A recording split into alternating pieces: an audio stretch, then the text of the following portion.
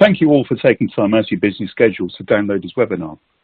This webinar is brought to you by SunGard Availability Services and our trusted partner, Dell Technologies. In the next 20 minutes or so, we're going to touch upon the important topic of moving to cloud and things to consider to take advantage of the right platform.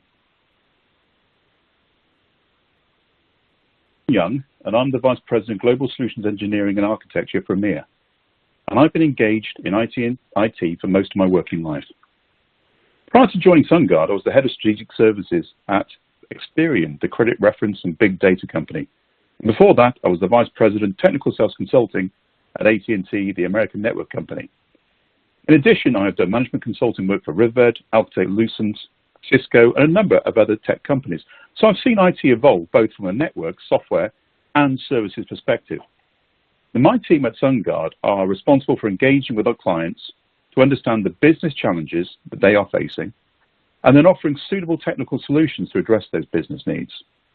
I'll now pass to my colleague Martin to introduce himself. Thanks, John, and hello all. My name is Martin Davis, and I'm lead principal consultant within the SunGard AS Consulting Services team. I've been at SunGard for almost 5 years now, and previously I've worked in the value-added reseller world, where typically large VARs were expanding into managed services, as well as delivering hosting platforms. I was a large UK reseller on MSP, Morse, for over 10 years, and was also technical director at a small startup, ISP and MSP. The SunGard AS consulting team delivers both transformation and business resilience services. My team's focus is helping customers define a roadmap, aligning their services and technologies to the appropriate cloud-based technologies and platforms. Thank you, and back to you, John. So what I'm going to do in the next few minutes is relay observations I've gleaned from interacting with our customers and hopefully pose some questions, rhetorical or otherwise, for consideration about the nebulous topic of cloud, excuse the pun. Yeah, it's the old thing. If you ask 3 people what cloud is, you'll get 5 answers. As with all good stories, we should start at the beginning. Most companies regard their future preferred platform to be cloud. However, when you ask them what does that actually mean, and most importantly, how will they be done, by when, and at what cost, the answer is less certain.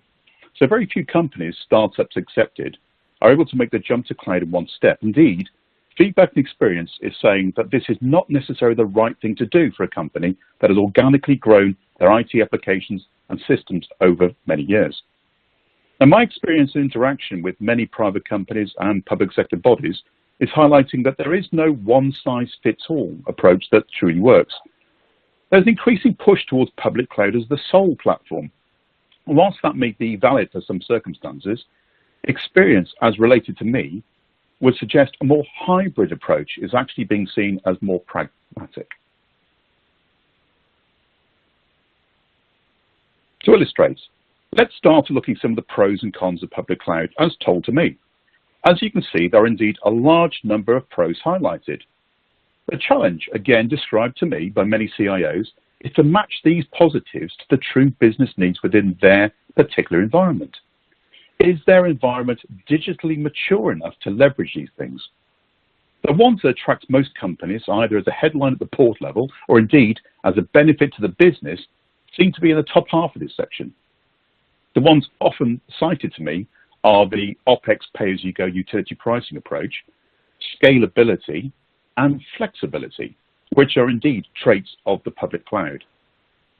If, however, we look at the list of cons, they focus around the fact that in order to get the most benefit from public cloud, it needs to be architected and managed well, which in turn requires skills which are in themselves much sought after in the market.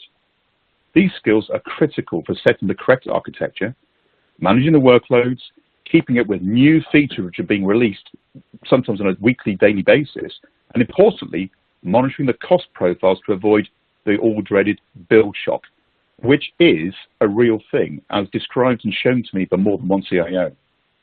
In addition, more than one CIO has told me of an arms race in recruitment for the right skills, and of them spending time, money, and effort training their staff, those same staff to be tempted away by another company, usually for a higher salary.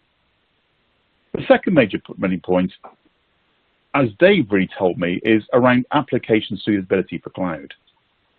Now, I've enjoyed Dilbert for many years, and his ability to hit the nail on the head regarding the wonderful IT that we all live in has been fantastic. Indeed, when I was at AT&T, it was often thought that he must be an AT&T employee because some of the in-jokes were so very, very pertinent. I'm going to take a second to let you read the.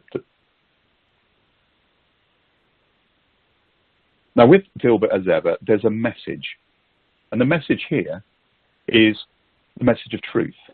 That in order to get the best out of public cloud the applications need to be correctly architected.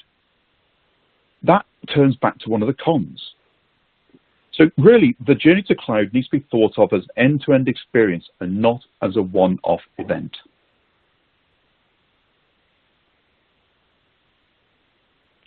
So this reads on to the next reality, as expressed to me by our customers and other CIOs I've spoken to.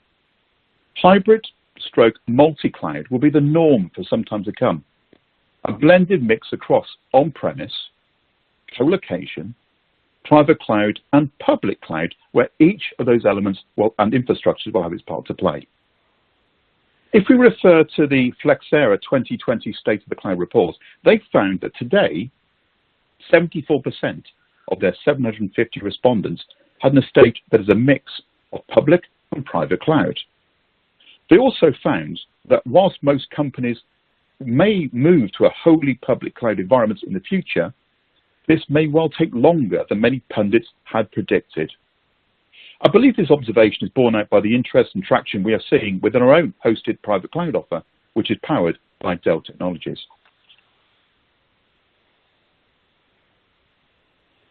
So if you accept the new normal, as indeed 74% of the survey have done, the next important question becomes, well, which platform?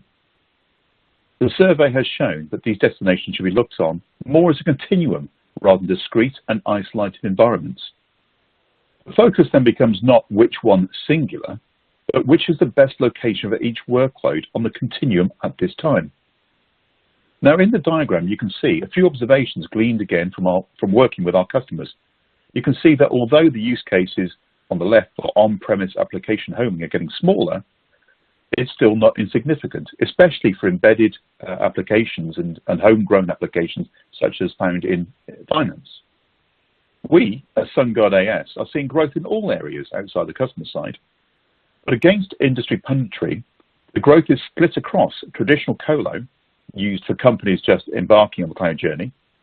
We've seen an increased interest in private cloud, such as ours, powered by Dell Technologies, which allows many of the public cloud benefits relating to the aforementioned flexibility, scalability, and utility pricing, but without the inverted commas bill shock, and then into public cloud. We have also seen what I refer to as some public cloud refugees, those that have rushed to public cloud without getting the path properly established, such as ensuring that applications are indeed public cloud ready. Many of these haven't realized the cost savings they thought they would get, or indeed forecasted, and are now taking a step back to do an end-to-end review to determine the true best location for their applications. I will now pass it across to Martin, who will walk you through some practical steps to start that same review. Thank you, John. Many or most clients have already decided on a cloud-first strategy, which they will be implementing, planning, or at least considering the options. When looking closer at where exactly you might place an individual application or workload, there's more nuance involved.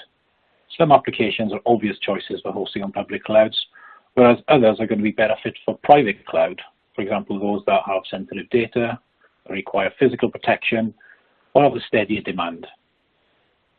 There is still the case for legacy applications to remain on physical infrastructure, but may well need to reside close to the cloud due to dependencies and interoperability. From a best practice and risk perspective, there are certain application delivery models and commercial impact that can dictate the choice, and John poignantly covered this previously. But what next?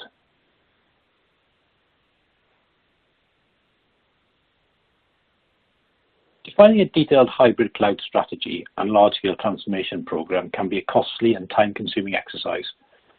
As you develop the knowledge, often of what you have in your existing estate, and the architectural information required, the existing environment will have changed and market solutions will certainly have further developed.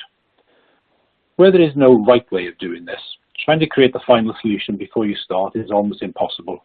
In fact, the journey doesn't really ever end. To this end, SunGard recommended a more evolutionary approach by developing a guiding set of principles that would help accelerate the adoption. This can be different depending on where you may be on the journey, but the following takes an initial low-risk approach, hopefully avoiding the costly issues, including the ones John mentioned in bill shock and cloud refugees.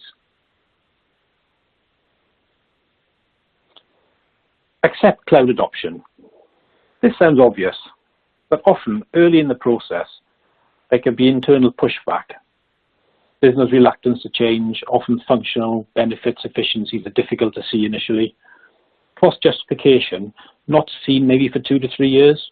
Skills are still developing. All barriers to slow up the process, but acceptance is certainly a start.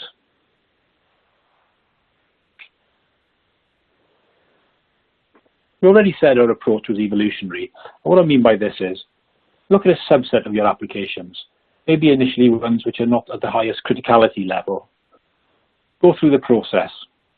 And this will include sort of platform suitability, complexity to move, required management platforms, include transformation maybe, and ROI or TCO, including the cost of change. Build a plan, execute the plan, measure the success, and learn.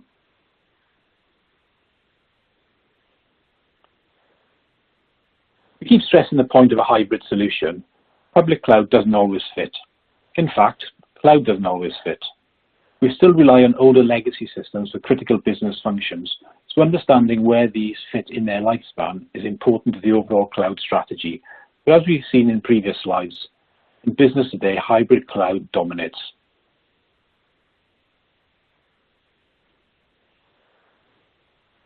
Trying to build an all-encompassing set of solutions before you begin can bring problems further down the line. There could easily be a 6-month discovery and analysis phase, by which time the existing landscape will have changed, followed by multiple work streams in a transformation program over 1, 2, or even 3 years, by which time the target solutions will certainly have changed. This is where an evolutionary approach may ease the pain.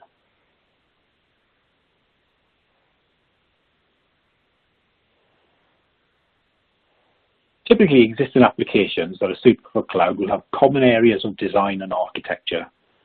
Building repeatable migration approaches and reference architectures can considerably reduce time and cost, as well as being easier to manage and maintain going forward.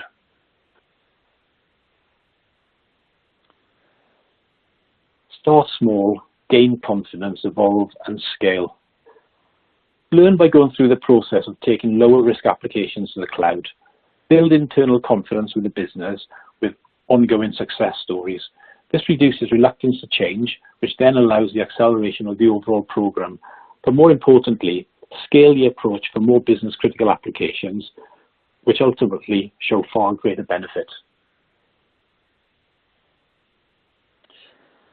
As I said at the beginning, there is no right answer here, but the evolutionary approach can enable a set of common platforms, constantly showing progress, and can lead to a more agile delivery model.